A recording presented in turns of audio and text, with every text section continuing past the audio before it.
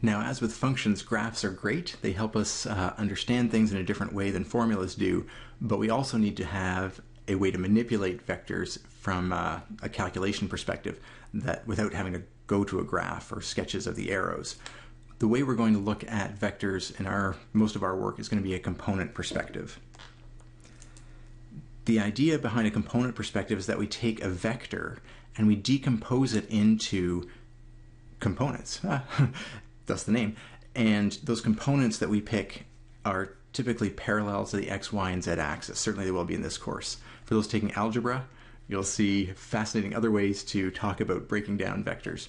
But for us, it's simply enough to take it in the X direction and the Y direction and say, well, this vector can be composed of or has components of this X direction and this Y direction, this amount in the Y direction, this amount in the X direction.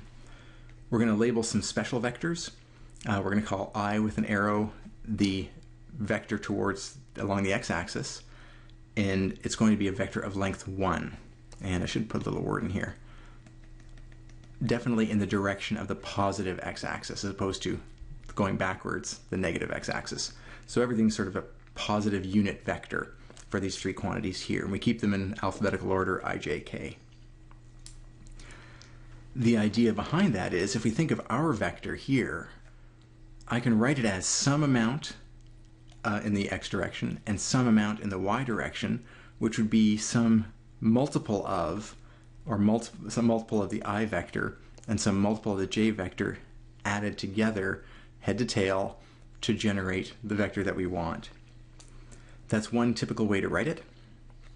And another way, though, that's actually much more compact, once we do this 10 times with I, J, and K and I, J, and K every single time, we recognize that what really matters is how much of the I, how much of the J, how much of the K. That's what really defines the vector. If we know that it's always times I times J times K in that order. So we often will use component representation just by listing how much or how far in each of the component directions we have in our vector. We're going to see that play out. I think it's easier with examples. All right. Other textbooks may use different notation for this. We're going to try to stick with angle brackets to make it as clear as possible, or explicitly say I with a vector, J with a vector. All right.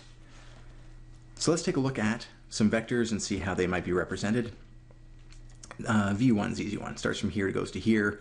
That would be two I's because it takes 2 steps to the right and has no J's.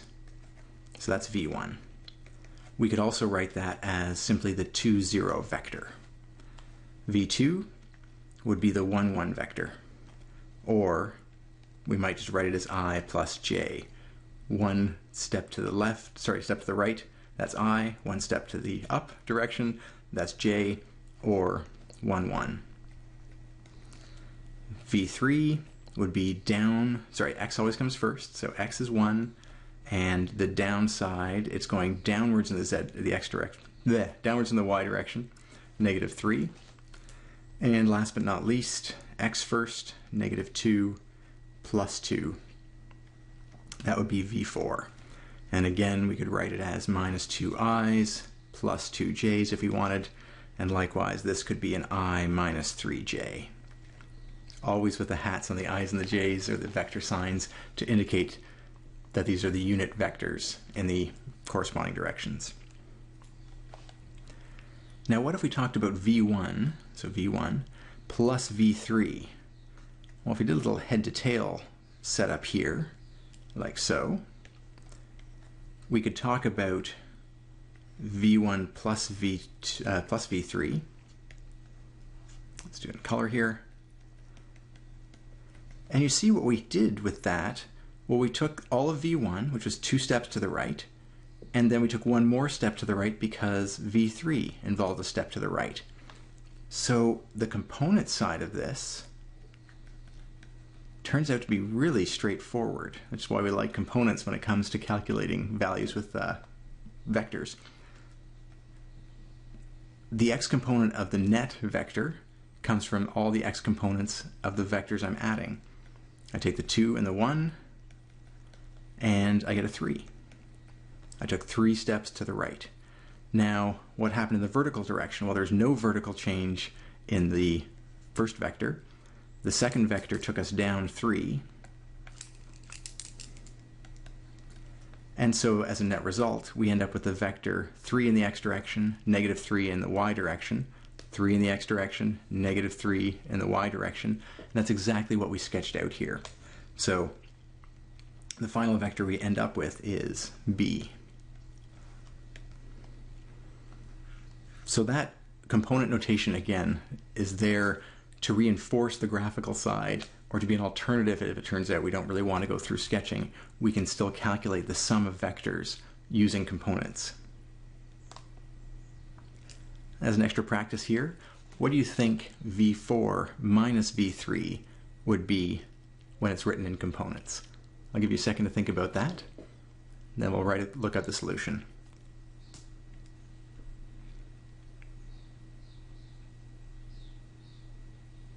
All right, v4 is negative 2, 2, left 2, up 2, and now we're subtracting v3, and v3 was the 1, negative 3 vector.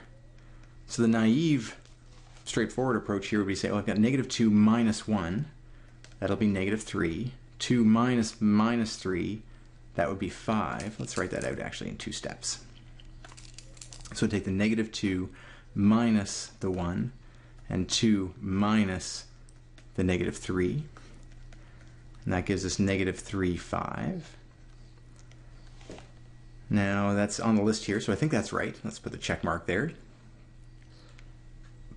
But can we verify that graphically just to get some reassurance? Well, we had v4, and v3 would have been this vector here, but we're subtracting v3, so it's going to be that vector that works in the opposite direction. There we go. So we have v4 minus v3, and if we take the combination there, that didn't work at all. Let me try that again.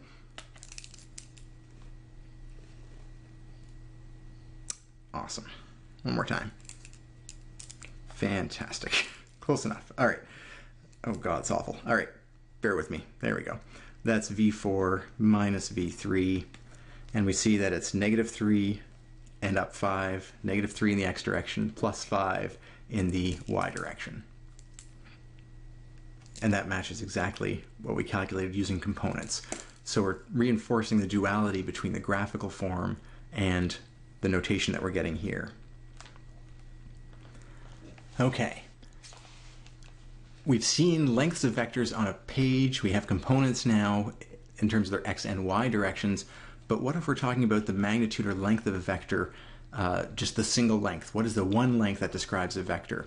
Well, courtesy of Pythagoras, the length of a vector, and these double lines here means, or the definition of it means the length of the vector, or magnitude if we're talking about something where length doesn't make a lot of sense. It's like an absolute value. It's a size thing. Absolute value indicates how big is my number. The double bars here are typically used when you're talking about vectors. And notice it's just the two components squared, square rooted. So try this one out on your own. If I had a vector 2, negative 3, what would be the magnitude or the length of that vector?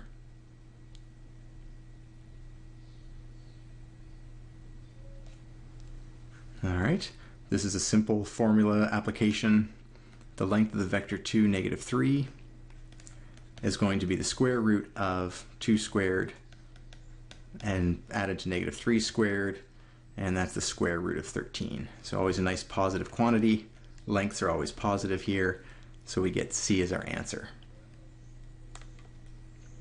All right, let's talk about an application here of how we might see vectors arise in something a little less than just adding and subtracting or magnitudes. We've got an airplane that is heading due east. And that's what it says on its compass, right? Let's try that again. Here we go.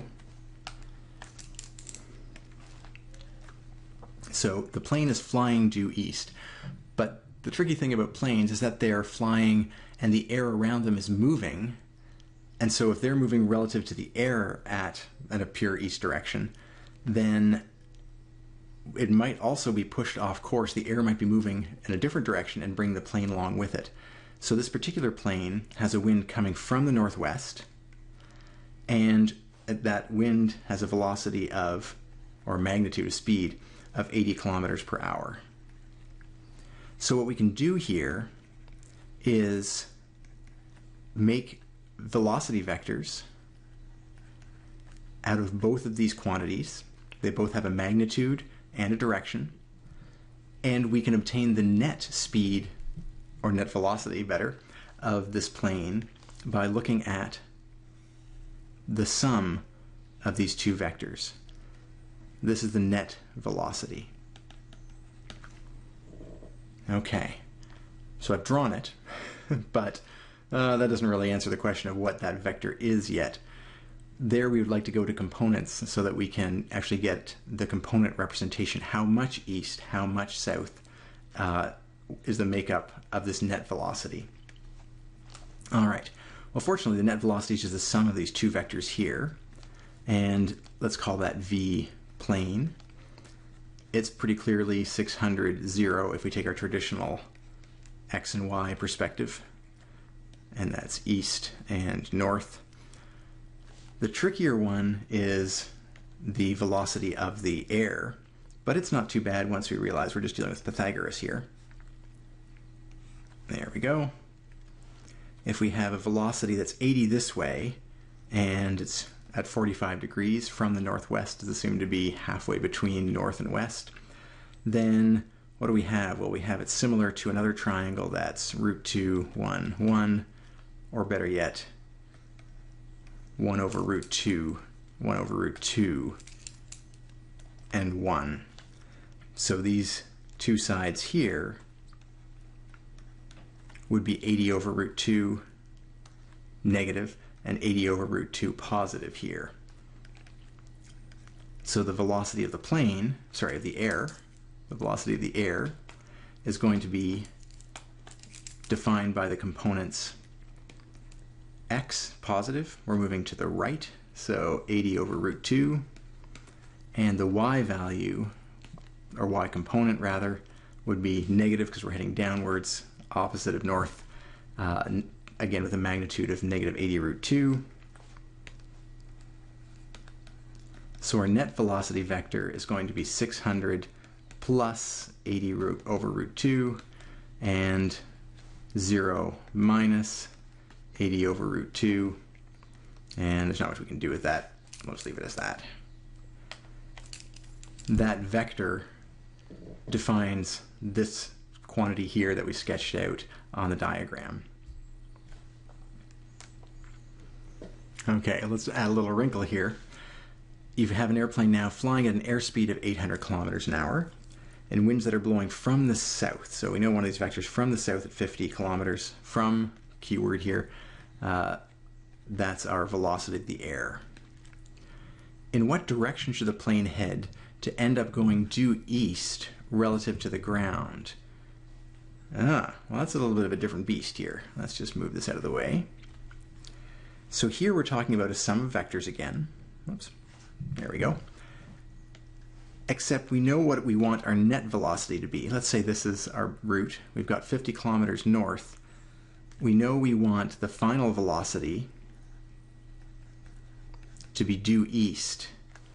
The only way for that to happen is for our plane to head this way in such a way, well, there's some angle here that's going to define the correct, we have to find the right angle so that we end up heading down and ending up due east after being pushed north by the air. And what do we know? We don't know anything about the direction of the plane's vector, but we do know that its magnitude is going to be 800. So that's a different kind of scenario. We don't know what the net velocity is going to be, but we do know that this length is 800, this length is 50, and look at that. It's a triangle. So if we start building some triangular stuff here, there we go. We know the length of two of the sides, and we're trying to find something out about the angle, say this angle down here, because that's the same as the angle up here. We can use our classic Pythagorean identities, or trig identities here. What can we say? Opposite over hypotenuse. We know that sine of theta is going to equal 50 over 800. So theta is equal to the arc sine, or inverse sine, of 50 over 800. Make sure you check your calculator for degrees or angle, degrees or radians. But let's do a shift sine of 50 over 800. And in radians, that's 0.0625. I'll be honest, we're not doing any calculus yet, so I would be tempted to put this in degrees. This is a navigation problem, much more traditional to put that in degrees. So we multiply by 180 and divide by pi. We're talking about, again, these are both approximations because we're cutting things off, 3.58 degrees. What that tells us is that we need to aim the plane if we want to achieve this net eastward velocity here by the time we factor in the air pushing us north and our plane moving a bit south but mostly east. We need to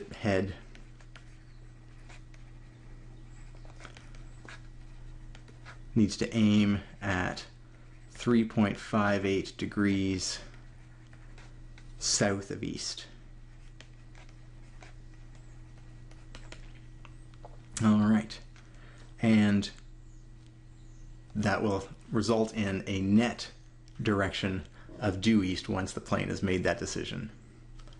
So that's another example of a vector type calculation, a little more in depth than the earlier ones, but still being based on sum of vectors, components of vectors, and how we might bring some of the earlier things that we had, like Pythagoras and geometric identities in general, into play.